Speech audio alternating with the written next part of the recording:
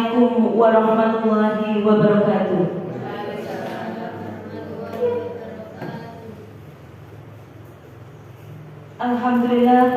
Alhamdulillahirabbil alamin.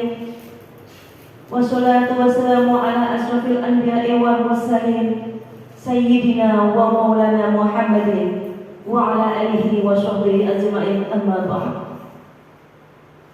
Yang terhormat narasumber diseminasi budaya positif dari CGP, Ibu Idin Rahmawati. Yang terhormat Kepala Sekolah SDN Probolinggo yang kami hormati, Bapak Ibu Dewan Guru, peserta diseminasi budaya positif. Pertama-tama, marilah kita panjatkan puja dan puji syukur kehadirat Allah Subhanahu wa Ta'ala, karena dengan limpahan rahmat serta hidayahnya kita bisa menghadiri acara diseminasi pada hari ini dengan keadaan sehat walafiat. Kedua kalinya, sholawat serta salam marilah kita curahkan kepada junjungan kita Nabi Muhammad Shallallahu Alaihi Wasallam. Semoga kita mendapatkan syafaatnya kelak di yaumul qiyamah. Amin amin ya rabbal alamin. Hadirin yang kami hormati, berikut ini akan saya sampaikan rangkaian acara kegiatan diseminasi budaya positif pada hari Jumat tanggal 16 September 2022. Acara yang pertama, pembukaan. Acara yang kedua, sambutan Kepala Sekolah SDN Probolinggo. Acara yang ketiga, doa. Hadirin yang kami hormati, untuk mengawali acara ini, marilah kita buka dengan bacaan basmalah bersama. Bismillahirrahmanirrahim. Selanjutnya, marilah kita ikuti sambutan dari Bapak Kepala Sekolah SDN Probolinggo kepada Bapak Agus Karjani SPD MPDI. Disilahkan.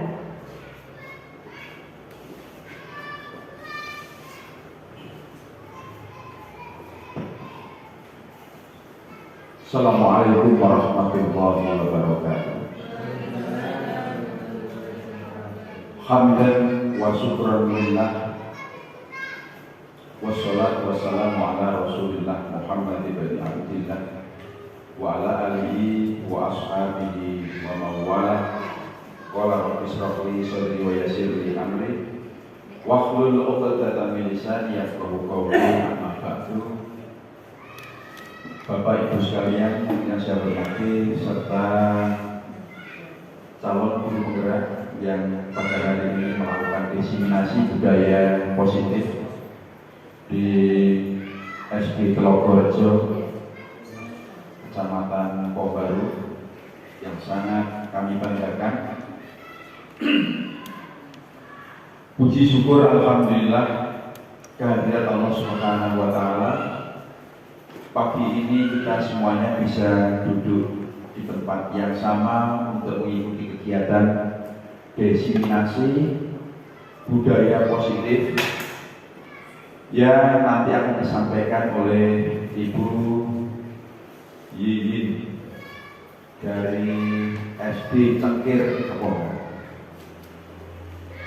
Mudah-mudahan apa yang disampaikan nanti bisa merupakan makna pencerahan bagi kita semuanya.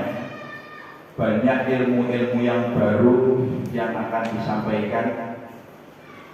Insya Allah tidak hanya merupakan kebutuhan kami sebagai calon guru penggerak memenuhi tuntutan LMS ini dan itu, tetapi insya Allah ini benar-benar akan bisa memberikan warna budaya positif di lembaga kita, dan itu endingnya adalah tumbuh kembangnya peserta didik, anak-anak kita, murid-murid kita menurut Ki Hajar Dewantoro, tumbuh menjadi dewasa, berkembang kepribadiannya, bisa mencapai kebahagiaan dan keselamatan setinggi-tingginya sebagai anggota masyarakat atau sebagai individu.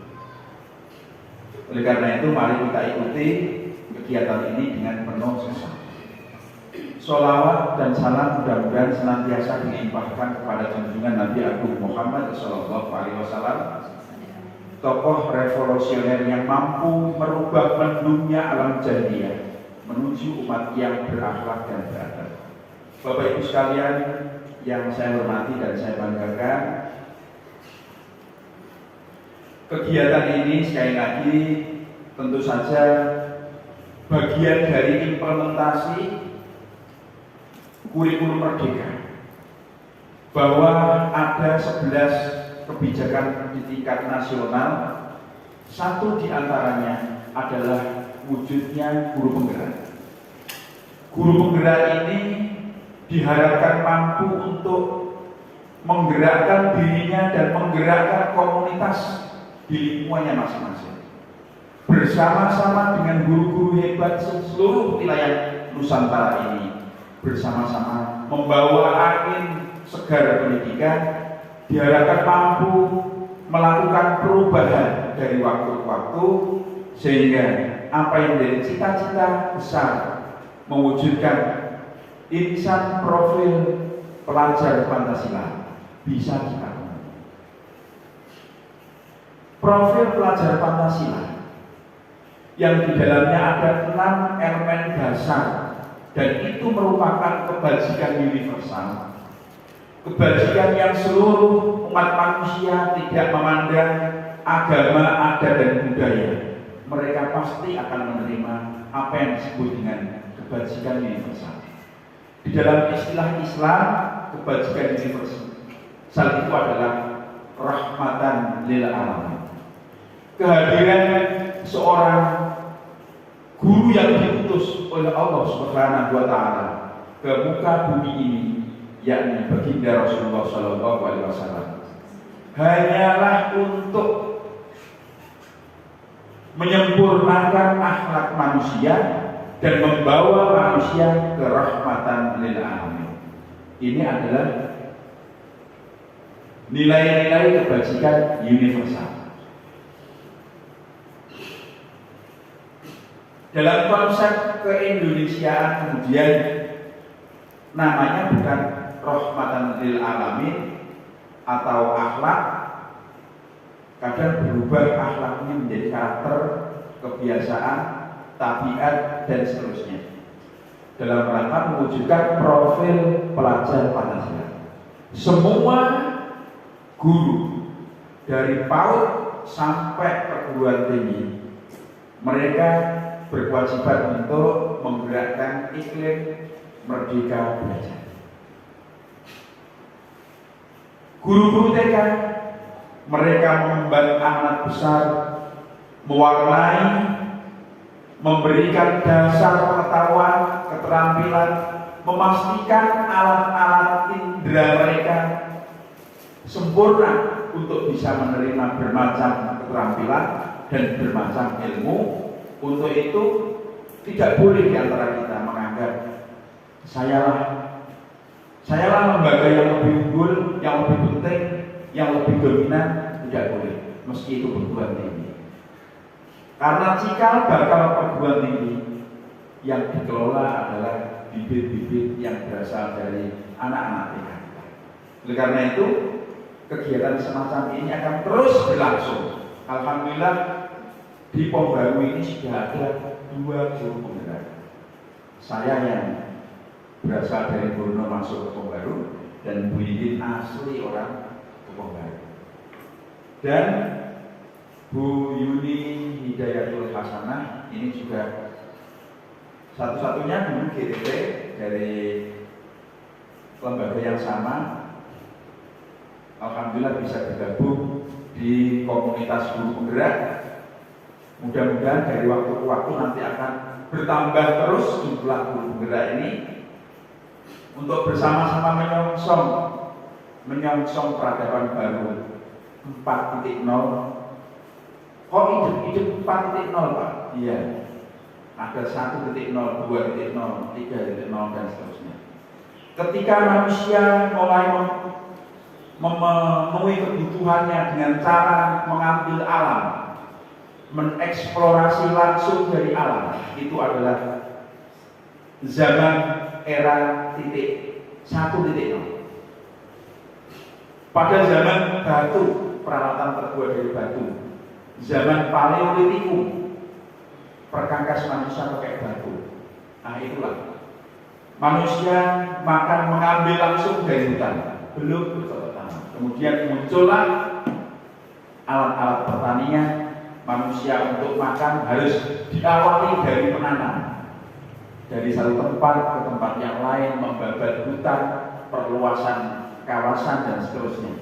2.0.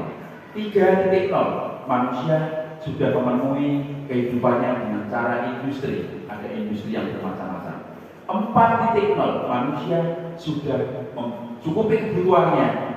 Satu di antaranya kebutuhan berrelasi, berhubungan dengan orang lain, dengan komunikasi yang canggih, super canggih saat ini. Anak-anak kita, anak cerdas, barangkali kita belum mampu mengoperasikan handphone kita, alat-alat gawai kita dengan sempurna. Anak kita dengan kemampuan Pentium 4-nya justru lebih bisa ketimbang kita. Maka sesungguhnya anak-anak kita ini adalah anak-anak yang luar biasa. Dia memiliki multiple intelligence, keragaman kecerdasan yang luar biasa. Inilah PR besar bagi profesi guru, bagaimana kita menggali kompetensi yang dimiliki anak-anak. Anak-anak punya profil belajar yang berbeda-beda, memiliki kecerdasan yang berbeda-beda. Anak-anak kita ini ibaratnya adalah gunung es. Apa? Yang nampak di luar hanyalah 12%.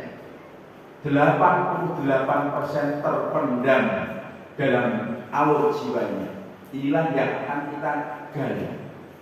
Manakala guru secepatnya bisa menggali apa yang menjadi potensi dasar anak ini, maka guru inilah guru yang berhasil mengubah cara pikir, merubah pengetahuan anak. Karena belajar sesungguhnya adalah perubahan perilaku.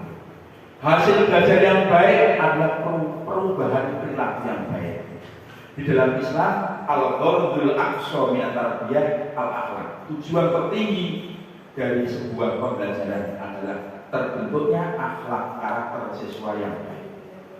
Untuk itu, dengan membaca Bismillahirrahmanirrahim, kegiatan diseminasi budaya positif yang dilaksanakan di SD Telogrejo, saya menyatakan dimulai dan dibuka.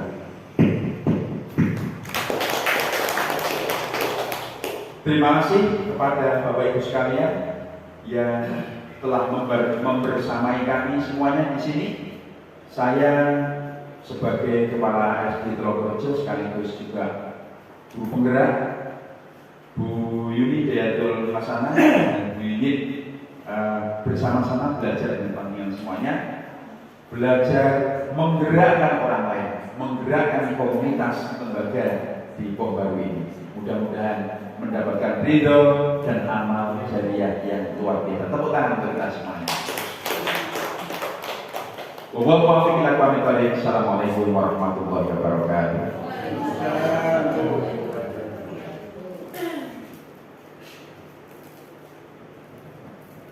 Hadirin yang kami hormati, demikian pengarahan serta pembukaan oleh Bapak Kepala Sekolah SDN Telogrejo.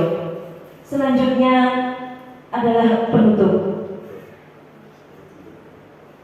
sekaligus doa yang akan dipimpin oleh Bapak Umam Mahdi.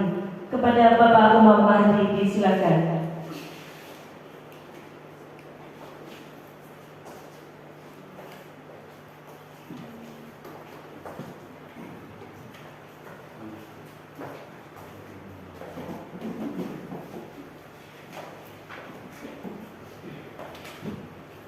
Assalamualaikum warahmatullahi wabarakatuh.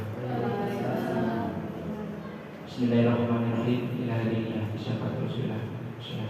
Al-Fatihah.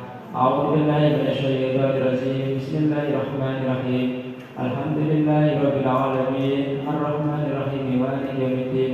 Iyyaka na'budu wa iyyaka nasta'in. Ihdinas siratal mustaqim. Shiratal ladzina an'amta 'alaihim ghairil maghdubi 'alaihim waladdallin. Amin. A'udzu billahi minasyaitonir rajim. Bismillahirrahmanirrahim. Hamdan syakirin, hamdan na'imin, hamdan yu'afi al-'amra wa yukafi al-'iddah. Ya Rabbana lakal hamdu kama yanbaghi li jalali wajhikal karim wa 'azimi sultanik. Alhamdulillahi rabbil alamin.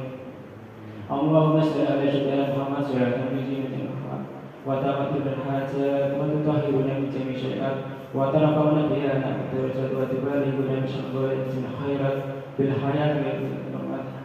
Allahumma ta'ala lana babal khair wa babal barakah wa babal nimah wa babal salamah fid din wa dunya wal akhirah. Allahumma la sahla Allahumma la inni a'udzu bika min al-ham wa kasifal gham ya man abdihi wa yarham adni bi halalika haramik wa bi ta'atika ma'siyatik wa bi ma'siyat. Rabbana atina fid dunya hasanah wa fil akhirati hasanah wa qina adzabannar. Walhamdulillahi rabbil alamin.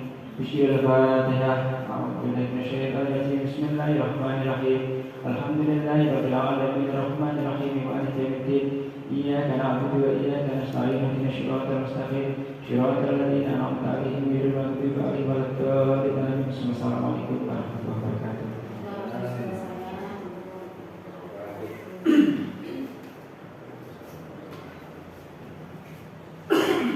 Hadirin yang kami hormati, demikian rangkaian acara pembukaan diseminasi budaya positif pada hari Jumat tanggal 16 September 2022. Saya sebagai pembawa acara mohon maaf atas kekurangan. Kurang lebihnya mohon maaf. Kami akhiri. Wabillahi taufiq wal hidayah. Waridho wal inayah. Wassalamualaikum warahmatullahi wabarakatuh. Acara selanjutnya kami serahkan kepada moderator.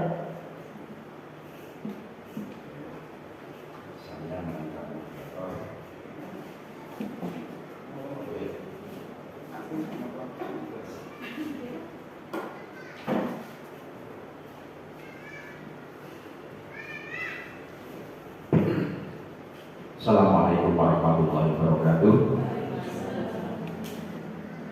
Bapak Ibu sekalian yang sangat saya hormati, materi budaya positif yang akan disampaikan oleh Bu Yeye nanti mari kita cermati bersama-sama. Di sana bisa kita gali manfaat-manfaat apa yang menjadi budaya positif yang akan ditawarkan melalui program implementasi kurikulum merdeka. Satu di antaranya adalah guru penggerak. Guru penggerak itu guru yang dituntut untuk bisa belajar secara mandiri. Belajar mandiri menggunakan LMS. Kemudian ada yang namanya guru pendamping praktek PP. Guru pendamping praktek, kemudian kita ada lokakarya. Nah, di sana ada materi-materi yang menurut saya luar biasa. Bahkan saya tidak menemukan materi-materi ini di bangku kuliah sampai S2, tidak ada. Keyakinan kelas tidak pernah saya dengar.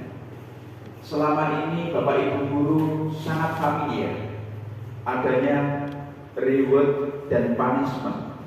Ada hadiah, ada hukuman. Dalam kacamata budaya positif yang kita pahami selama ini mungkin agak bertentangan, sehingga ada pikiran-pikiran baru yang luar biasa yang justru ini berasal dari konsep-konsep lama yang digagas oleh Ki Hajar Dewantara.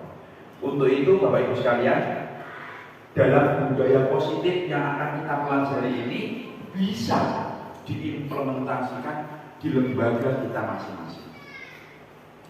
Misalnya tentang keyakinan kelas, tentang bagaimana hukuman posisi guru sebagai manajer, bagaimana kita akan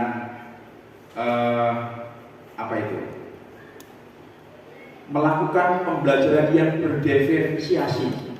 Ini juga ada dalam materi guru penggerak. Tentu karena cakupannya banyak, Bu Yini nanti akan membatasi skop pembahasan ini pada budaya positif. Kira-kira waktu 1 jam atau lebih sedikit.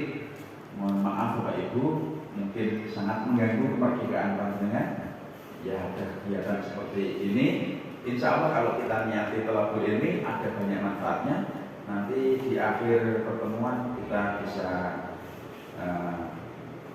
ramah tamah dan ramah mamah. Bukan bakso, burini, pokoknya ya. Mohon bersabar untuk bisa mengikuti sebaik-baiknya materi ini. Untuk itu saya serahkan kepada Bu Yiyit. Bu Yiyit ini adalah calon guru penggerak angkatan 5. Angkatan 5 tidak banyak di Bojonegoro ini. Angkatan 6 tidak ada, angkatan 7 tidak ada, 8, 9, 10 ini ada. Ini kesempatan untuk Bapak Ibu untuk bisa bergabung di guru penggerak. Untuk itu saya persilakan kepada Bu Yiyit waktu secukupnya. Mungkin kalau ada sesuatu yang patut untuk didiskusikan, ditanyakan, nanti bisa dicatat, disampaikan langsung bisa, lewat catatan pun bisa. Monggo Bu Yiyit, saya persilakan. Terima kasih Pak. Assalamualaikum warahmatullahi wabarakatuh. Waalaikumsalam warahmatullahi wabarakatuh. Yang terhormat Bapak Kepala SDN Probolinggo, Kecamatan Kebon Bayu. Yang terhormat Bapak Ibu peserta diseminasi budaya positif. Alhamdulillah, marilah kita bersyukur kehadirat Allah Subhanahu wa Ta'ala yang telah memberikan rahmat dan hidayahnya kepada kita semua, sehingga pada siang hari ini alhamdulillah kita diberikan kesempatan untuk berkumpul, menjalin silaturahmi dan belajar bersama. Kedua, salam serta salam semoga kita tercurahkan atas Nabi besar kita Muhammad Sallallahu Alaihi Wasallam beserta keluarga dan para sahabatnya. Semoga di hari akhir kelak kita mendapatkan syafaat dari beliau. Amin ya rabbal alamin. Alhamdulillah Bapak Ibu, saya diberi kesempatan untuk melaksanakan, sebetulnya ini adalah bagian dari tugas kami sebagai calon guru penggerak, yaitu tugas untuk mendiseminasikan apa yang saya dapatkan dari pelatihan selama mengikuti pelatihan calon guru penggerak, khususnya tentang budaya positif. Ini ada pada modul 1.4. Tolong dilanjut.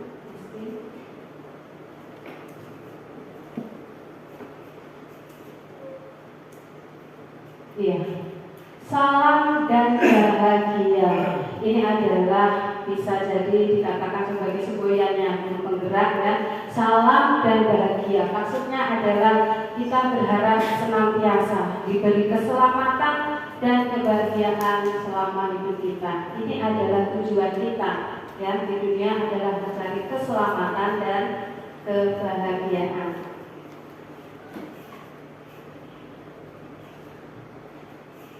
Sebelumnya saya ucapkan terima kasih kepada Bapak dan Ibu guru yang hadir pada hari ini.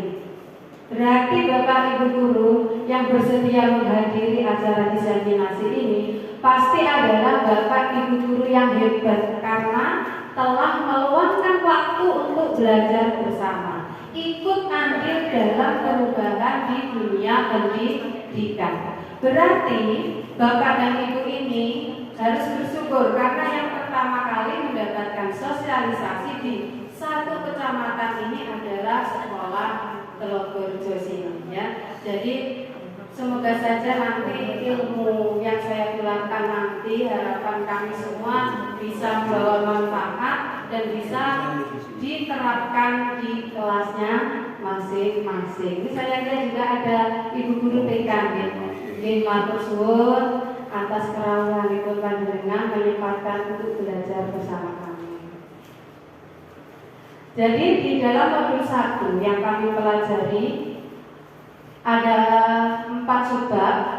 1.1 filosofi KHD, 1.2 nilai dan peran guru penggerak, 1.3 ada visi guru penggerak, dan yang terakhir 1.4 adalah budaya positif. Namun karena waktunya tentu terbatas Bapak Ibu, karena ini saja untuk satu modul ini 1 bulan lebih ya. Jadi nanti kita fokus sedikit menyinggung tentang filosofi KHD, kemudian nanti fokusnya adalah pada budaya positif karena itu nanti memang ada hubungannya. Ya, yang 1.1 filosofi pemikiran KHD. Sebetulnya ini juga pernah saya jelaskan sedikit pada waktu kumpulan kemarin di BPD. Tetapi khusus yang guru kelas 1 dan guru kelas 4 kemarin sempat sedikit ya 20 menitan membahas tentang filosofi ini. Bahwa yang pertama, pendidikan adalah menuntun. Dengan menuntun itu sama apa Bu? Beda nih. Kalau menuntun itu berarti kita mengarahkan dengan mempertimbangkan keinginan anak itu nuntun, oke? Ngarsa songkulodo. Jadi nuntun itu tergantung di mana kita dibutuhkan posisi kita. Ya, kalau anaknya mau belok ke kiri misalnya, dan namanya nuntun, kalau memang itu aman ya berarti ya kita turuti, tidak apa-apa selama itu tidak bahaya. Ngarsa songkulodo, di depan kita harus bisa sebagai teladan, sebagai contoh. Kita sebelum menyuruh anak kita harus sebagai teladan, kita harus bisa melaksanakannya lebih dulu. Madyo mangun karso, maksudnya ketika di tengah kita bisa membangun kemampuan menciptakan prakarsa atau ide. Kemudian tukuri handayani, di belakang kita harus bisa memberikan semangat dan dorongan kepada murid-murid kita. Jadi menuntun itu tidak memaksa. Sampai kudu iso ngene. Nah, padahal murid itu satu kelas itu adalah beragam latar belakang, beragam karakter yang semuanya itu harus kita pahami. Kemudian teori yang kedua dari Bapak Ki Hajar Dewantoro adalah berpusat pada murid. Maksudnya berpusat pada murid seperti apa? Berarti kita itu dalam melaksanakan kegiatan proses belajar mengajar hendaknya kegiatannya itu menyenangkan. Nah, menyenangkan sesuai dengan bakat mereka, minat mereka, dan kemampuan anak. Ini contoh membuat hiasan gantung jendela. Anak-anak boleh membuat dalam bentuk apapun terserah mereka, tapi ternyata mereka semua sama, pengen membuat hiasan dengan bentuk burung. Apalagi, nah ini di sekolah saya kebetulan lingkungan masyarakatnya menyukai seni reog Bapak Ibu. Jadi sekolah kami memberikan reog ini untuk mengapresiasi ya, untuk memberikan fasilitas ya kepada anak-anak yang suka dengan seni reog.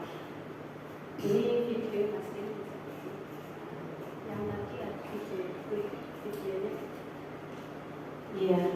Nah, ini adalah pembelajaran kontekstual. Anak-anak tertarik. Ya. Ada yang memegang di tangan langsung, untuk bukan ulatnya berbulu ya, jadi tidak kelihatan. Itu hanya sedikit cuplikan. Nah ini membuat puisi kemudian ditempelkan gitu ya, dipajang di dinding sehingga anak senang. Oh, hasil karyaku ditunjukkan, ditampakkan ya, di dinding.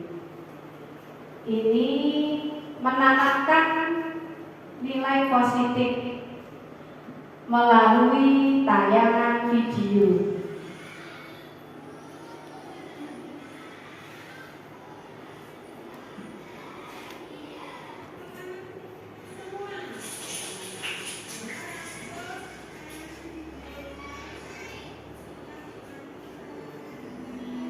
Jadi kalau diceramai saja kadang anak-anak itu bosan gitu. Diceramai malah bosan. Jadi kalau lewat video ada tayangan film kartun yang mendidik, nah itu sopan santun terhadap orang tua videonya. Nah anak-anak memperhatikan. Nah anak-anak tertawa itu berarti mereka senang mengikuti kegiatan ini. Nah nanti setelah kegiatan ini ada tanya jawab, nah, kemudian diseliti dengan bagaimana nilai-nilai yang ada di film tersebut. Nah itu cuplikannya Bapak Ibu. Kemudian yang ketiga kegiatan anak adalah bermain. Anak itu senangannya dolan. Nah lewat kita saja yang dewasa kadang mengikuti pelatihan ya Bu, misalnya di BPT ada pelatihan dari pagi sampai jam 12. Padahal biasanya jam 8 baru mulai ya. Bahkan sudah jam 9 atau kadang pun angka pegel. Nah itu kita yang dewasa kadang minta, kadang saya pas ngisi gitu ada ibu-ibu gitu biasanya nyanyi Bu, nyanyi. Nah jadi kita yang dewasa saja kadang masih senang ya diselingi dengan permainan, apalagi anak-anak. Nah, anak-anak itu tiap hari jam 7 ya sampai jam 12 sampai jam 1, maka kita perlu menyelipkan ya, apa itu permainan atau menyanyi atau mungkin permainan itu dimasukkan ke dalam materi. Nah itu tergantung Bapak Ibu. Pikiran, perasaan, kemauan, tenaga sudah ada pada diri anak. Permainan anak dapat menjadi bagian pembelajaran di sekolah. Permainan apa saja? Banyak sekali, saya yakin Bapak Ibu guru sangat kreatif ya. Bisa memikirkan permainan apa sih yang bisa saya pakai untuk materi ini. Contohnya kalau di dalam modul itu adalah permainan congklak. Kalau di sini dakon, ini ada permainan yang bisa kita selipkan dalam pembelajaran matematika. Gobak sodor ini juga sangat baik sekali. Ada banyak nilai-nilai yang bisa diambil oleh anak-anak. Ya, nilai kekompakan dan lain sebagainya. Nah ini adalah permainan yang saya selipkan. Tadi ada videonya Mas Ibu. Ya. Nah ini adalah contoh permainan.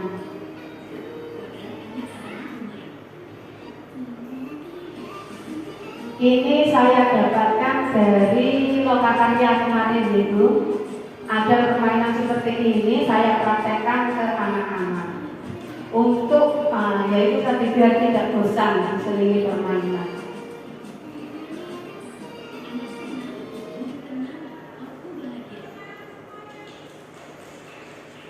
Terus bagaimana kalau ini kan hanya bermain saja, materinya tidak ada. Materi bagaimana kalau dimasukkan bisa memanfaatkan tutup galon bekas. Nah ini saya jadikan ke materi bilangan bulan.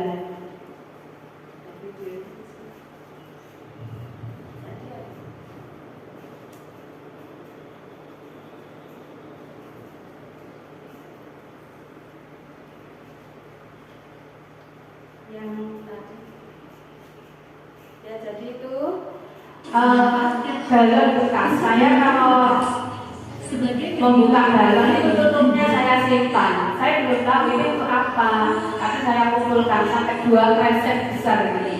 karena memang saya masak apakah menggunakan galon, jadi cepat ganti.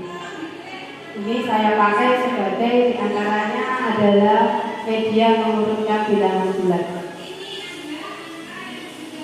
Belajar sambil bermain.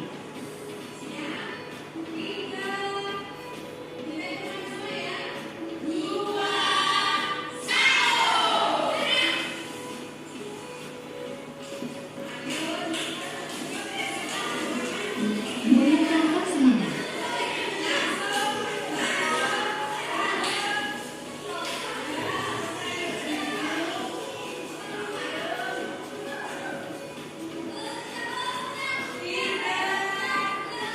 Jadi mengurutkan bilangan bulat, anak-anak dibuat berkelompok. Jadi semacam lomba, mengadakan lomba, tapi tidak ada hadiahnya, itu saja sudah senang ya. Anak-anak senang.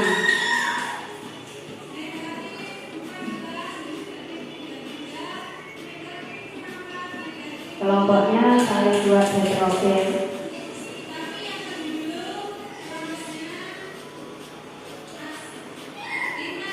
Alhamdulillah, semua bahagia dan bisa memahami materi dengan mudah.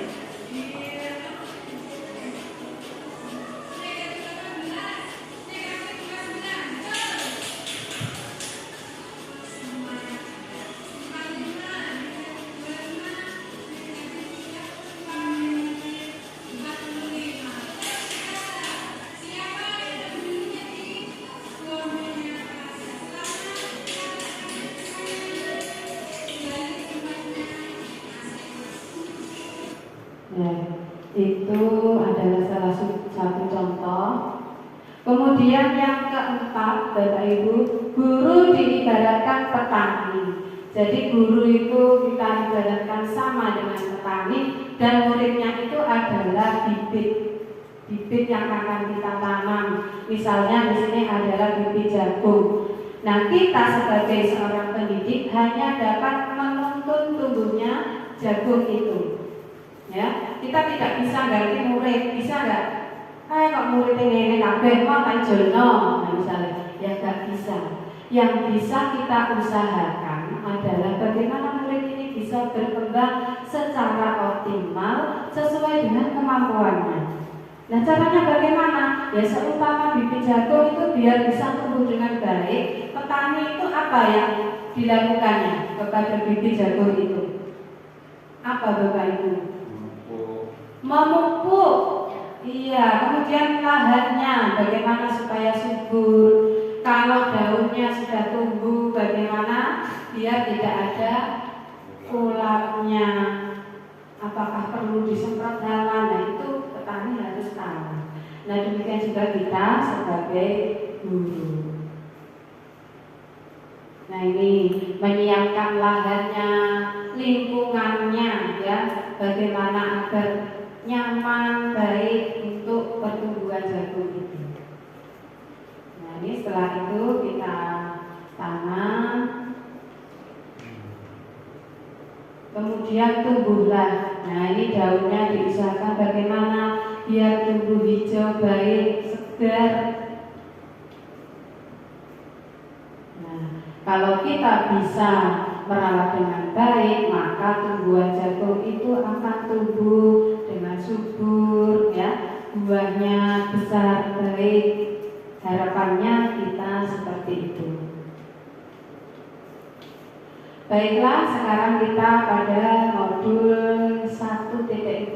Ini adalah budaya positif. Yang pertama kita bahas adalah perubahan paradigma belajar. Jadi ada yang berubah, ada. Nah, apa? Baiklah Bapak Ibu, sekarang saya minta tolong. Bapak Ibu bayangkan, Bapak Ibu mempunyai benda yang sangat berharga, sesuatu yang sangat berharga tak ternilai. Kemudian Ibu cengkeram, Ibu pegang, jangan sampai terbuka karena sangat berharga. Lihat awalnya begitu, pokoknya ini berharga, ini tak cekel ya sampai ucul. Nah, coba Ibu diangkat tangannya yang tangan mengepal sesuatu sesuatu yang berharga tersebut, ya. Ya, monggo bisa dijelaskan. Nah, misalkan saya punya uang Bapak Ibu 500.000, saya tukar dengan yang ada di tangan Bapak Ibu. Siapa yang mau melepaskan? Monggo angkat tangan. Siapa yang mau memberikan kepada saya? Ya udah saya tambah, mumpung saya ya ada uang ya. Misalnya 10 juta saja, 10 juta itu banyak itu. 10 juta. Ada yang mau? Enggak mau, nopo kita gitu. Kok larang tenang. Kalau 1 miliar, mau enggak? Misalnya 1 miliar, ada yang mau buka? Nah, mulai ada yang mau membuka 1 miliar kok. Tak tambahi 2 miliar bagi yang belum mau enggak? Enggak ada yang mau. Nah, itulah Bapak Ibu, ada pembelajaran dari itu tadi bahwa yang mengontrol tangan genggaman jenengan bisa membuka atau tetap bertahan itu siapa? Diri sendiri. Apakah saya bisa membuka tangan Bapak Ibu? Walaupun saya bujuk, tetap kontrol ada pada diri sendiri. Nah, itulah pembelajarannya bahwa murid pun begitu. Ya, kita tidak bisa mengontrol murid, tetapi tetap yang menentukan adalah murid kita sendiri. Miskonsepsi makna kontrol. Dr. William Glasser dalam kontrol teori yang kemudian hari berkembang dan dinamakan choice teori meluruskan beberapa miskonsepsi tentang makna kontrol. Ya, ilusi guru mengontrol murid. Nah, itu tadi seperti kita. Ternyata anak-anak sebetulnya dia berhak untuk mengontrol dirinya sendiri. Ilusi itu adalah khayalan, bayangan. Ilusi bahwa orang dewasa memiliki hak untuk memaksa. Jadi sebetulnya kita tidak boleh memaksa murid, tidak bisa. Lah selama ini kok mau saya paksa Bu? Karena murid itu membiarkan dirinya untuk dipaksa. Ayo kamu lari keliling lapangan 15 kali. Mau. Tapi karena memang dia mengizinkan dirinya untuk diperintah gurunya seperti itu. Ilusi bahwa kritik dan membuat orang merasa bersalah dapat menguatkan karakter. Ini hanya sekedar ilusi ternyata ya. Kita mengkritik, membuat orang merasa bersalah. Kamu tidak kasihan sama Bu Guru ini menasihatimu berkali-kali sampai kok berkasihan. Nah, apakah itu bisa menguatkan karakter? Ternyata setelah mempelajari modul ini ya, saya paham bahwa itu tidak bisa menguatkan karakter.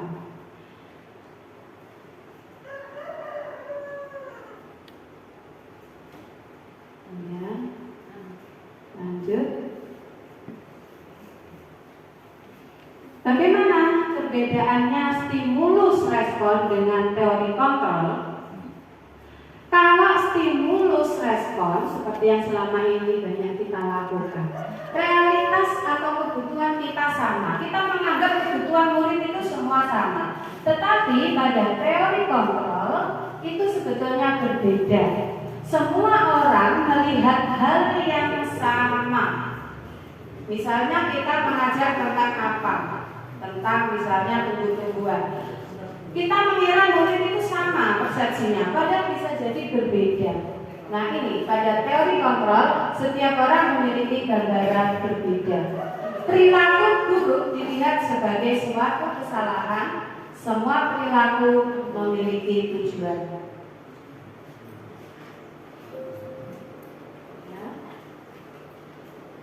Nah ini juga, orang lain bisa mengontrol saya, padahal tidak. Pada teori kontrol, hanya Anda yang bisa mengontrol diri Anda. Kemudian model berpikirnya menang kalah. Misalnya kita menghukum anak, ayo kamu menulis di buku itu, ayo buku bek ya, tulis kabeh bek. Nah, kita menang, muridnya kalah, ya, diperintah seperti itu mengalah, ya.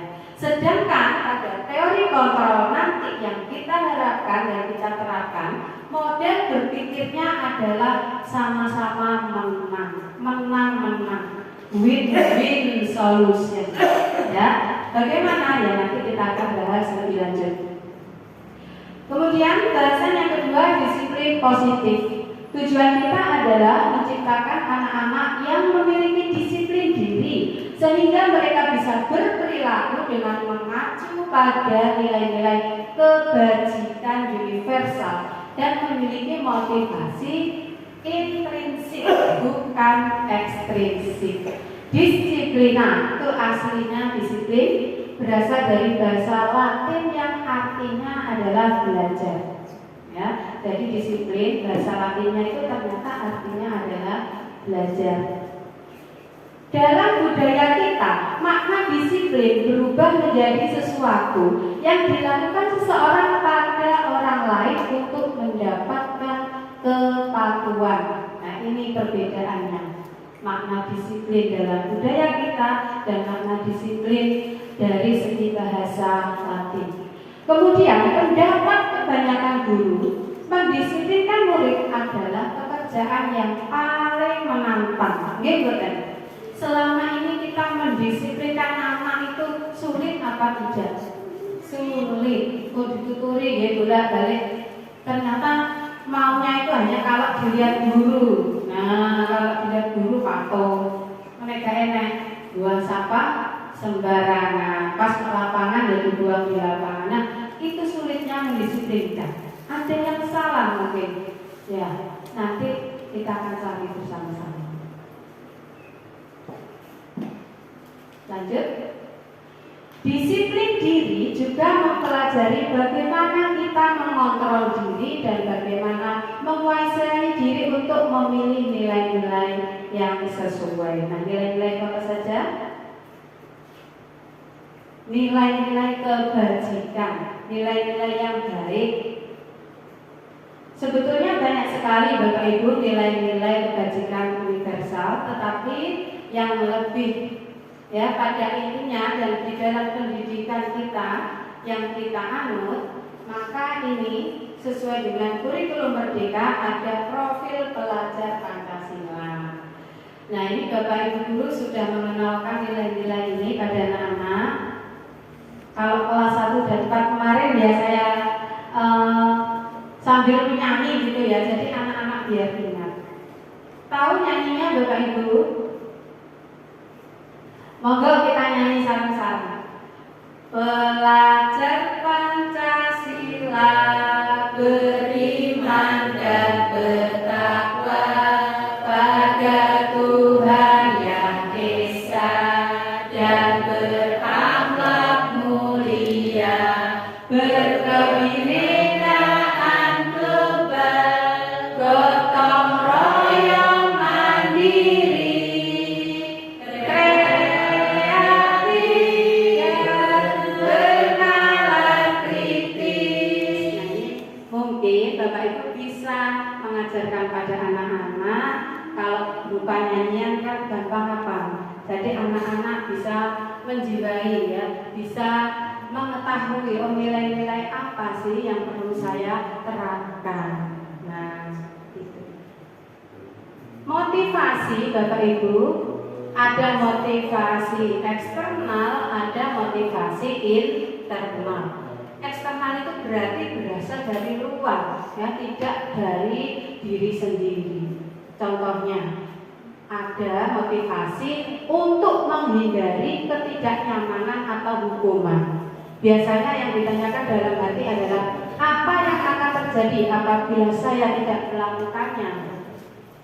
Ya, kemudian yang kedua, untuk mendapatkan imbalan, mergo pengen hadiah. Biasanya ini nanya aku rajin dikasih hadiah, dikasih es krim. Nah, itu berarti motivasinya karena ingin imbalan.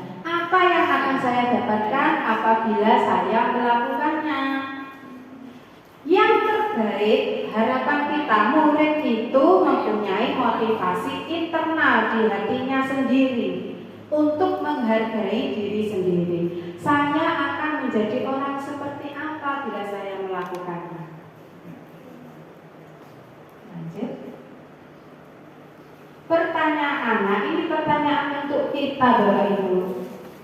Pertanyaan, apa motivasi saya mengikuti kegiatan diseminasi ini? Nah, motivasinya apa? Mungkin awal-awalnya karena diperintah oleh Bapak Kepala Sekolah Pak. Nah, kemudian setelah mengikuti, oh iya ilmunya luar biasa, saya belum pernah. Selama ini saya kira memberi hadiah itu baik ya, ternyata tidak. Alhamdulillah saya dapat ilmu yang baru. Wes saya tak mengikuti sampai akhir. Niat saya nanti praktekkan ke anak-anak. Nah itu nanti jadilah motivasi internal. Bila di sekolah Anda tidak ada aturan yang memberikan surat teguran bagi guru yang sering datang terlambat, atau tidak ada atasan yang memberikan Anda penghargaan menjadi guru yang terbaik karena sering tepat waktu. Pertanyaannya, apakah Anda akan tetap datang tepat waktu untuk mengajar murid-murid Anda?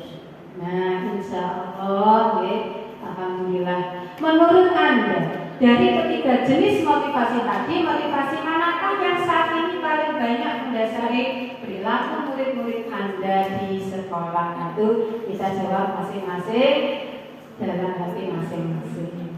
Hukuman dan konsekuensi, perbedaannya apa sih?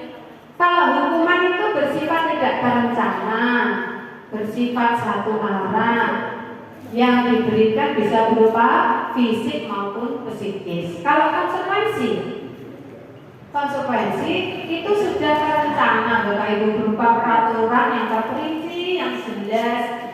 Kalau 2 kali terlambat maka hukum konsekuensinya adalah membersihkan kamar mandi guru misalnya. Nah, berarti sudah terencana. Mari kita tentukan, ini Bapak Ibu biar kita bisa membedakan antara hukuman dan konsekuensi. Bapak Ibu mencatat 100 kali di dalam buku kalimat saya tidak akan terlambat lagi karena terlambat sekolah. Ini hukuman atau konsekuensi? Hukuman, betul sekali. Lanjut, lari mengelilingi lapangan basket 2 kali karena terlambat di sekolah. Hukuman, membersihkan coretan yang dibuatnya di meja tulis. Membersihkan coretan yang dibuatnya di meja tulis. Memang seperti sebuah hukuman, tapi itu kan konsekuensi. Kamu sudah mencoret, maka kamu yang membersihkan. Itu tanggung jawab. Murid diminta push up 15 kali karena tidak menggunakan masker. Hukuman. Lanjut, menggantikan kertas tugas teman yang telah dicoret-coret. Konsekuensi, ya memang harus. Berjemur di lapangan basket pukul 12 karena ngobrol. Hukuman keras. Murid diminta bertelanjang kaki sepanjang hari karena tidak bersepatu hitam. Hukuman. Berdiri di depan kelas sambil mengangkat kaki zaman keluarga pernah karena tidak bisa menjawab pertanyaan. Nah itu juga hukuman. Membersihkan tumpahan air di meja tulis karena tersenggol pada saat belajar. Kenapa? Konsekuensi. Kehilangan 10 menit jam istirahat karena terlambat datang dan tertinggal pelajaran selama 10 menit.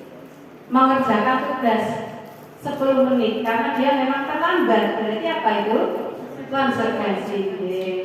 Duduk di bangku di pinggir lapangan pada jam istirahat tidak diizinkan bermain karena mencederai teman. Hukuman. Terlambat hadir dari 15 menit dan diminta untuk tinggal 15 menit untuk membahas ketertinggalan. Konsekuensi. Lari mengelilingi lapangan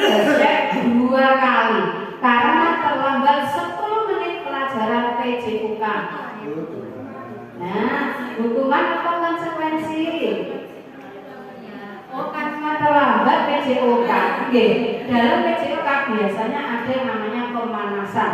Nah, kalau dia terlambat berarti dia tidak ikut pemanasan, padahal pemanasan itu penting. Maka kalau di dalam pelajaran PJOK boleh, itu adalah konsekuensinya. Membersihkan WC karena mematahkan pensil itu hukuman.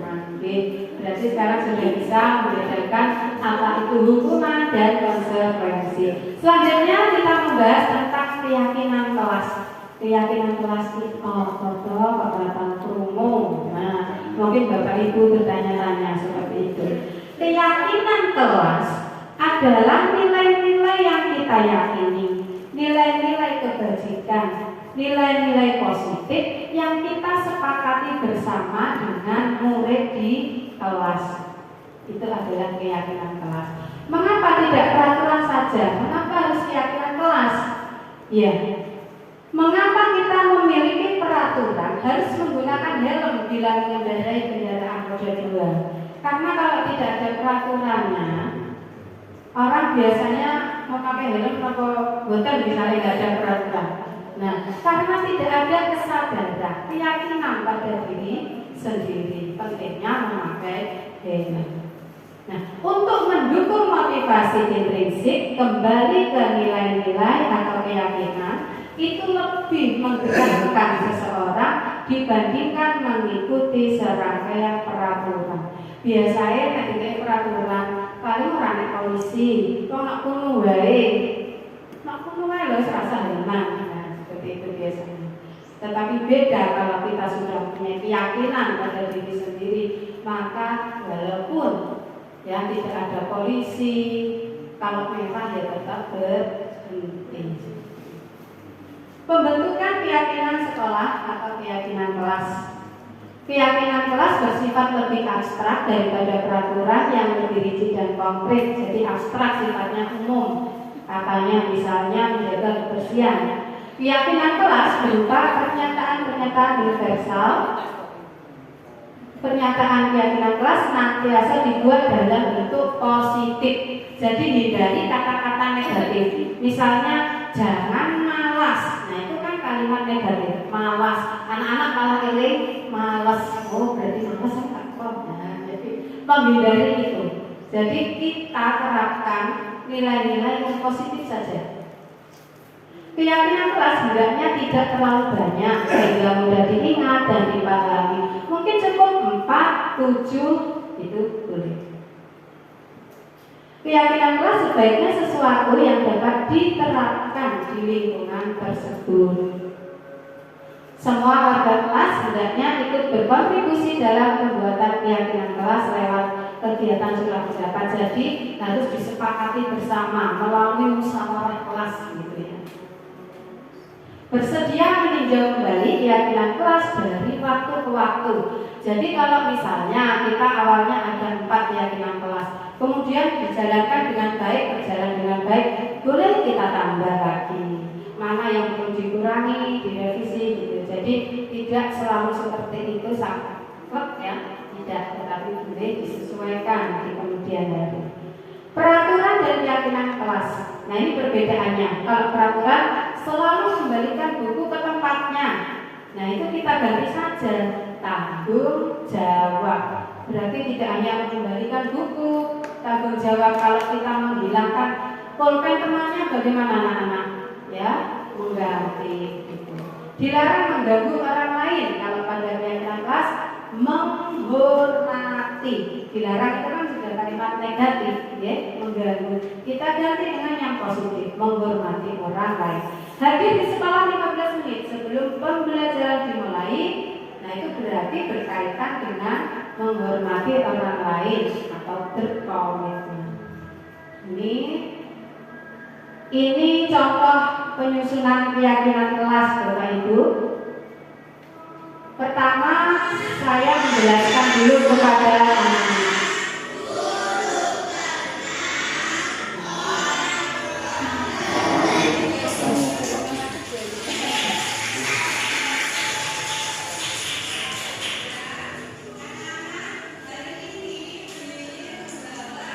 Jadi dijelaskan dulu pada anak-anak. Keyakinan kelas itu apa? Agar anak paham dan bisa membuat keyakinan kelas.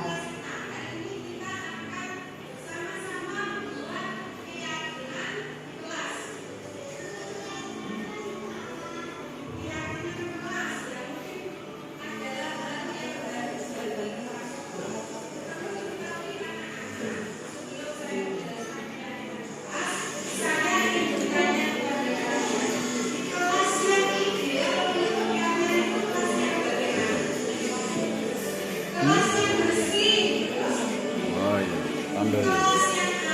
Kelas pembukaan gak jam ya.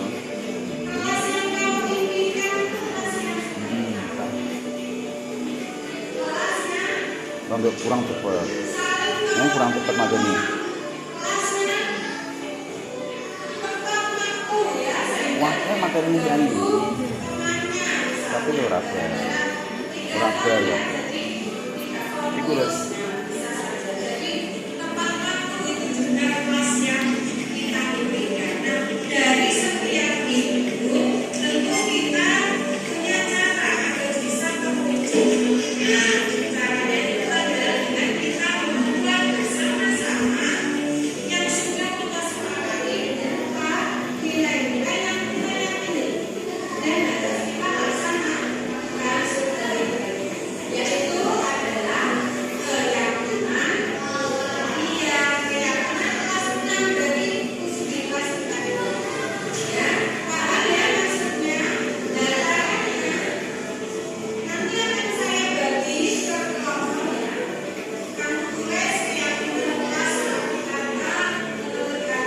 Jadi saya bagi dalam bentuk kelompok. Setiap kelompok membuat menuliskan keyakinan kelas menurut mereka. Ya. Selanjutnya menuliskan. Nah ini saya beri lembaran kertas warna lagi.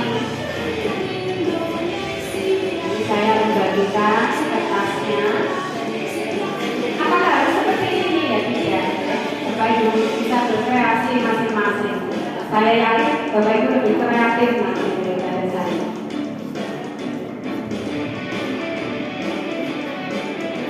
Berdiskusi. Ya, itu sepotong saja deh. Jadi berdiskusi untuk membuat keyakinan kelas. Kemudian menyepakati bersama. Setelah membuat, anak-anak dipersilakan menempelkan di kertas yang saya sediakan di papan itu ya. Ada 2 kertas kasturo. Ya. Menyepakati dengan kelas.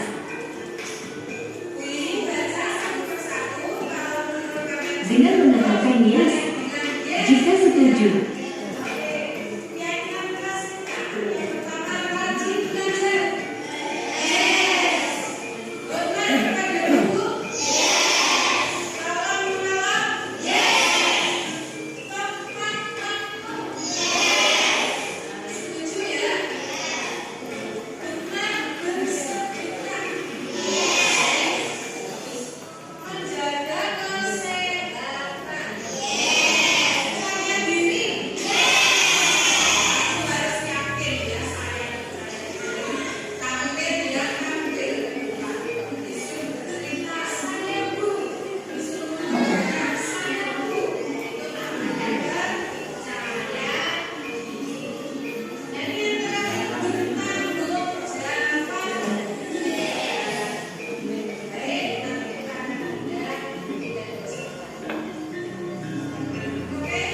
Ya, setelah disepakati, kemudian yang ada di papan itu yang sudah ditempel oleh murid-murid dipindahkan di tembok di tempat yang mudah mereka baca, agar anak-anak itu selalu membaca ya, pas lewat membaca. Oh iya, saya ingat, berarti apa? Suka bersedekah tadi seperti itu, ada yang seperti itu. Oh berarti saya kan setiap Jumat sekolah itu mengadakan kegiatan bersedekah. Nah itu terkadang anak-anak yang sangnya banyak, tapi kalau bersedekah itu 500 boleh, ya boleh. Tapi nanti begitu dia memahami, oh suka bersedekah kok aku tak tambahin 5.000 misalnya. Nah Ya itu harapannya kalau sudah ada keyakinan kelas. Jadi menjadi pembiasaan anak-anak semakin memiliki budaya yang positif. Tentunya tidak luput dari keteladanan Bapak Ibu semua. Itu kuncinya. Nah, kalau Bapak Ibu tidak bisa memberikan teladan, nah itu yang susah. Walaupun kita banyak memiliki budaya positif yang kita catat, ya, yang kita pajang di tembok, tapi nak guru nih ya, biasanya setelah makan apa-apa kok dibuang, nah misalnya begitu. Lah anak akan mencontoh. Nah, kita mencontoh, memberi contoh yang baik saja, kadang muridnya enggak mencontoh, apalagi kita memberi contoh yang tidak baik. Bapak Ibu, murid atau kita semuanya itu memiliki kebutuhan dasar. Ada 5. Apa saja? Kasih sayang dan rasa diterima, penguasaan, bertahan hidup, kesenangan, kebebasan. Nah, bagaimana kalau salah satu di antaranya tidak terwujud pada diri anak? Nah, itu terkadang mereka akhirnya melakukan pelanggaran. Nah, kita harus memahami itu. Jadi kita tidak memandang kalau anak yang melakukan pelanggaran ini anak nakal. Nah, jangan seperti itu dulu, kita cari alasannya anak itu. Ketika seorang murid melakukan suatu perbuatan yang bertentangan dengan nilai-nilai kebajikan atau melanggar peraturan, hal itu sebenarnya dikarenakan mereka gagal dalam memenuhi kebutuhan dasar mereka, kebutuhan yang 5 tadi ya. Nah, inilah kita sampai pada 5 posisi kontrol. Kita bisa menentukan kita sebagai apa ketika menghadapi anak yang melakukan pelanggaran misalnya. Nah, yang saya warna kuning krem ini ya, ini adalah 5 posisi kontrol yang bisa kita pilih. Nah, mana yang terbaik? Apakah penghukum? Apakah kita memilih sebagai pembuat orang merasa bersalah? Saya jadi ingat kemarin ya, saya pernah sebelum saya menerima modul ini. Jadi saya waktu itu saya mengajar di Kecamatan Sudiwaras di kelas 3, guru baru. Anak itu saya ingat namanya, sebut saja Maman ya. Nah itu menurut saya kalau itu nakal sekali, jahil, ganggu temannya. Kalau diterangkan kami sendiri, akhirnya saya jengkel. Ayo kamu keliling lapangan 2 kali, langsung tidak mau berhenti Bapak Ibu. Sampai 7 kali itu terus. Saya kan takut, dan nanti kalau pingsan gimana nanti saya pasti yang disalahkan. Akhirnya saya memerintah murid, mandek ya, sama kita mandek ya. Ya Bu, tetap gak mau. Digondeli anak 3 laki-laki gak mau. Kuat anaknya, fisiknya itu memang diperhatiin ya. Akhirnya saya yang kesana membujuk, kok akhirnya dia mau. Nah itu saya merasa sangat bersalah sampai sekarang. Menjadi pembelajaran di awal, saya tidak akan menghukum secara fisik. Itu saya takutnya begitu. Ternyata saya datang ke rumahnya, anak ini anak yatim Bapak Ibu. Anak yatim, saya tahu ya Allah. Saya itu. Akhirnya saya dekati, saya akrab dengan anaknya. Saya tahu kondisinya seperti apa, intinya dia itu kurang perhatian. Alhamdulillah sampai sekarang dia anaknya baik, anaknya sekarang bekerja. Nah, kemudian membuat orang merasa bersalah ini saya juga pernah. Baru saja kemarin pas saya ngisi di BPG, anak-anak itu di sekolah kan kosong. Saya pasrahkan kepada guru lain, dan guru lain kan juga tidak bisa memantau terus. Pas ditinggal keluar sampai ke Polindes, kan dekat berdampingan. Lah kok nyawati genteng Polindes, ada Bu Bidan di situ, ada pasien. Nah itu saya tahunya pas hari berikutnya. Anak-anak itu ngaku sendiri pada saya, dimarahin Bu Bidan. Nah itu saya malu sekali ya. Bagaimana yang ditinggal kok begitu. Kemudian saya itu yaitu seolah-olah meminta belas kasihan kepada sing nyapati ini Tuhan. Apa kamu nggak kasihan pada gurumu ini? Senang ya sampai anak dirinya seperti ini. Nah begitu. Jadi anak-anak itu sampai seperti mau menangis. Nah itu berarti kan membuat dia merasa bersalah. Ternyata itu juga kurang baik Bapak Ibu. Nah ini saya menyadarinya, alhamdulillah mengikuti pelatihan ini, saya jadi tahu, oh sikap saya itu seharusnya tidak seperti itu. Nah Bapak Ibu, itulah nanti kami harap ya, ini ada angkatan 8, 9, 10, betul Bapak Ibu. Kalau memang punya kesempatan ya, usianya memang masih mencukupi, monggo saat daftar, diniati ada ilmu-ilmu baru Bapak Ibu. Kalau hanya mengandalkan pertemuan satu hari ini tidak cukup. Materi ini berapa hari kita mendapatkannya, mendalaminya, lama. Jadi ini hanya saya kira sekilas saja. Kemudian sebagai teman, ayolah lakukan demi guru. Masa kamu tidak mau? Ingat tidak, ibu pernah bantu kamu. Masa sekarang bergantian? Nah, kayak teman. Kemudian pemantau. Ayo, apa peraturannya? Sehingga anak-anak hanya menyesuaikan diri bila diawasi. Kemudian ini yang dikenalkan di pelatihan calon guru penggerak, kita bisa sebagai manajer. Bagaimana? Yang melibatkan anak-anak dalam diskusi mengenai pelanggaran yang dilakukannya, permasalahan yang dihadapinya, sehingga dia bisa menghargai diri sendiri, menyadari dan kemudian kembali pada nilai-nilai positif tersebut. Jadi Bapak Ibu, itu tadi ya, ada 5 posisi kontrol. Kalau bisa kita menghindari yang menghukum tadi ya, dan kita menerapkan manajer itu yang paling baik. Segitiga restitusi. Ini apabila ada anak-anak yang melakukan pelanggaran, nah itu kita terapkan yang namanya segitiga restitusi. Apa saja tahapannya? Nah, ini restitusi pengertiannya adalah proses menciptakan kondisi bagi murid untuk memperbaiki kesalahan mereka, sehingga mereka bisa kembali pada kelompok mereka dengan karakter yang kuat. Restitusi itu bukan untuk menebus kesalahan, tapi sebuah tawaran, bukan paksaan.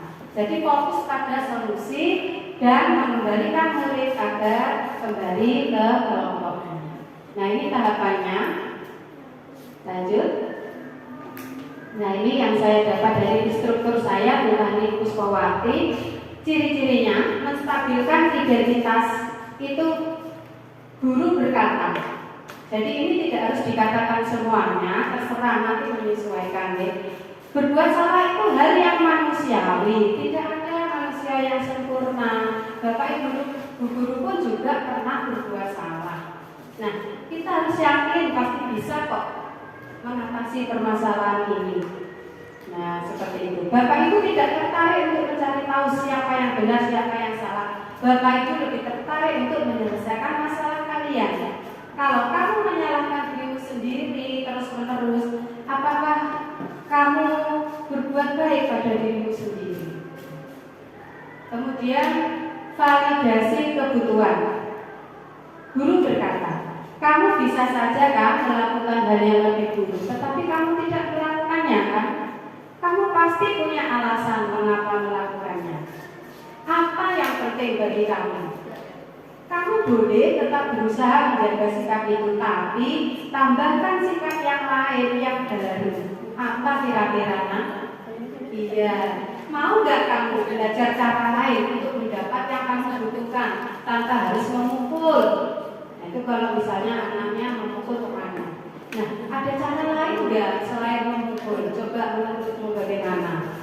Apakah kamu bisa melakukan dengan lebih baik kemudian hari? Nah, begitu sampai akhirnya ditemukan anak itu dalam satu titik menyadari sepenuh hati, ya, kemudian mampu menjalankan nilai-nilai keyakinan dalam dirinya, tentu saja nilai-nilai yang positif. Kemudian menanyakan keyakinan. Apa nilai yang kita percaya di kelas kita? Nah, anak-anak mengingat keyakinan kelas yang ditempel di tembok itu apa saja. Nilai-nilai universal apa yang telah kita sepakati? Menurut kamu kelas ideal itu kelas yang bagaimana? Kelas yang Bu, yang saling kompak misalnya begitu, tidak mengganggu sama satu dengan yang lain. Nah, itu anak misalnya menjawab seperti itu. Bagus. Terus kamu ingin jadi anak seperti apa? Anak yang rajin, anak yang banyak teman. Ya. Apa yang kamu rasakan ketika kamu melakukan itu? Kamu menjadi orang yang seperti apa? Nah, itu adalah salah satu contoh langkah-langkah dalam kita melaksanakan segitiga restitusi. Nah, ini ada contohnya. Ini saya save di YouTube Bapak Ibu contohnya.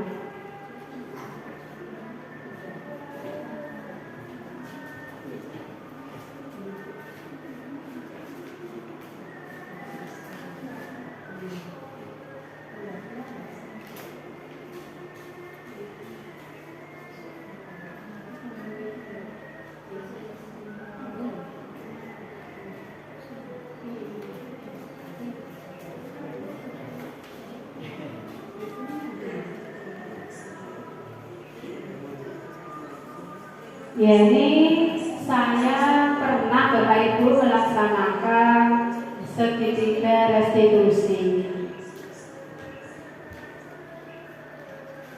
Ini kasus kedua. Yang kasus satu tadi sudah kelewat. Jadi anak ini anak yang paling rajin, selalu mendapatkan nilai yang baik. Rajin, tetapi ketika itu pada waktu sholat duha lupa tidak membawa mukena, menangis dia. Kemudian saya menstabilkan identitasnya, meyakinkan bahwa berbuat salah itu tidak apa-apa wajar. Bapak Ibu guru pernah melakukan kesalahan. Merasa bersalah terlalu larut tidak boleh, ya. Kalau kamu menyalahkan dirimu sendiri terus-menerus, nah itu juga rasanya kurang baik, ya. Tidak apa-apa, Hani. Kamu bisa saja melakukan hal yang lebih buruk, tetapi ternyata kamu tidak melakukannya. Nah, itu berarti kamu sudah menjadi anak yang baik. Wajar, tidak apa-apa kamu melakukan kesalahan. Yang penting kamu punya alasan.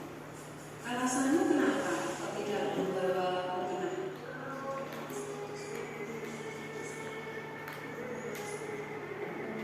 Terus, Cynthia? Karena adik sampai merupakan tidak membawa mukena. Ya bagus, mau adik itu bagus, ya.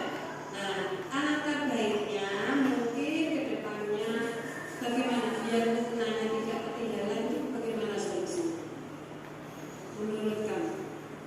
Apa mukenanya itu kira-kira ditaruh di atas tas itu? Ya, bisa ya seperti itu, sehingga guru-guru itu nanti kan mukenanya sudah ada di atasnya tas, ya. Atau kamu punya solusi yang lain yang penting sehingga kamu itu tidak ketinggalan membawa peralatan, termasuk membawa mukena, ya. Jadi kamu lebih siap. Tentu kamu bisa mengatasi itu, ya. Iya. Kamu bisa melakukan yang lebih baik lagi besok. Hani, Ya, yang sudah. cantik, Itu tadi dalam mengatasi anak-anak ketika mengalami permasalahan, baik itu dalam dirinya atau karena melanggar suatu peraturan. Saya kira itu Bapak Ibu guru, kita telah belajar banyak meski dalam waktu yang terbatas. Intinya adalah kita dalam melaksanakan pembelajaran itu harus mengusahakan berpusat pada murid, ya. Jadi anak-anak itu merasa senang, bukan menjadi beban belajar gitu ya, tapi anak-anak semangat, nanti diajar apa ya. Nah, itu baru pertama. Kemudian dalam menyikapi anak yang melakukan pelanggaran, ya, seperti yang sudah saya jelaskan tadi. tadi. Tentunya Bapak Ibu nanti lebih kreatif. Saya yakin Bapak Ibu sudah banyak ide ya yang nanti akan dituangkan. Nah, itu harapan kami semua. Kurang lebihnya kami mohon maaf apabila dalam penyampaiannya tadi ada sikap atau lisan saya yang kurang berkenan. Kami mohon maaf yang sebesar-besarnya. Wassalamualaikum warahmatullahi wabarakatuh.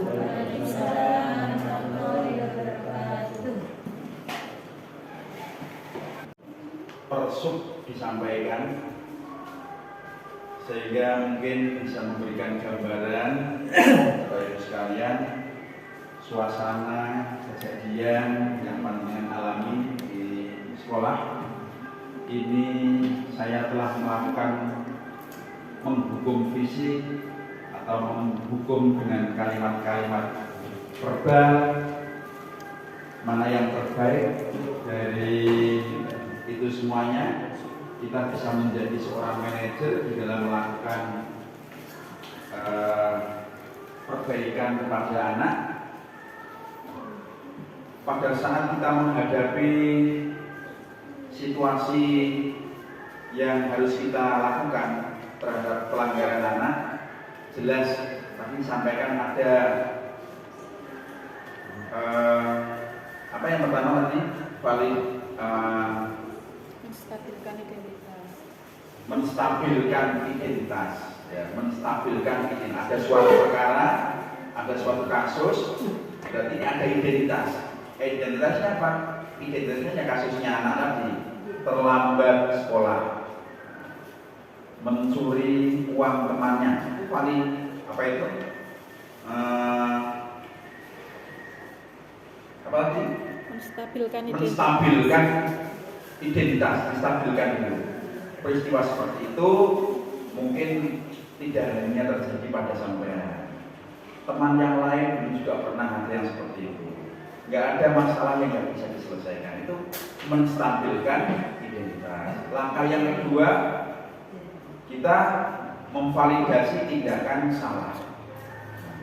Kamu melakukan itu tentu ada alasannya. Mengapa kamu melakukan itu semuanya? Kenapa kamu sampai mencuri uang temannya? Mungkin anak-anak merasa dihargai. Oh, ternyata dia mengambil sesuatu temannya itu ada alasan, tapi alasannya ternyata salah, tidak dibenarkan. Itu memvalidasi tindakan kesalahan. Baru kita bertanya, keyakinan apa yang telah kamu langgar wahai anakku sampai kamu tadi mencuri? Nah, ini berarti kita tidak menghargai teman yang lain atau tidak jujur. Kalimat tidak menghargai atau jujur, tidak bertanggung jawab, itu adalah kalimat-kalimat keyakinan keras, seperti yang disampaikan oleh Bu. Tentu saja menyampaikan hal yang banyak, poin yang bermacam-macam di pertemuan seperti ini tidak cukup hanya 1 jam 1/4 menit yang dilaksanakan hari ini. Tentu ada episode-episode yang lain yang mungkin perlu juga disampaikan di kesempatan yang lain.